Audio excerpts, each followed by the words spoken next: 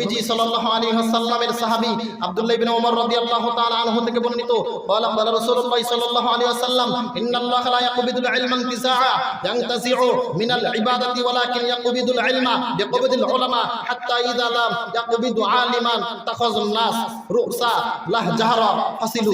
আল্লাহর নবী সাল্লাল্লাহু আলাইহি ওয়াসাল্লাম ১৫০০ বছর আগে জানিয়ে দিয়েছেন শেষ যুগে শোনো উম্মত, আমার উম্মতেরা ঈমান বিক্রি করে দিও না, ডলারের কাছে ঈমান বিক্রি করবে না, রিয়ালের কাছে ঈমান বিক্রি করবে না, টুপি দাড়ি দেখলেই ঈমান বিক্রি, জোরে কোন ঈমান বিক্রি করবে না। কেন?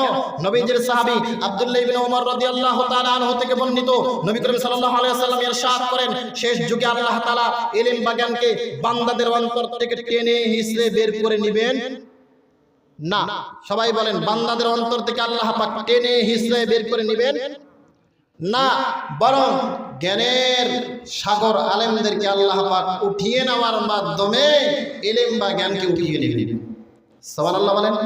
আর এরা আবার কি কয়, আগে কাউকে লেখাপড়া জানতো না, হাদিসে নবী বললেন কি, আর এরা মানুষকে বুঝায় কি?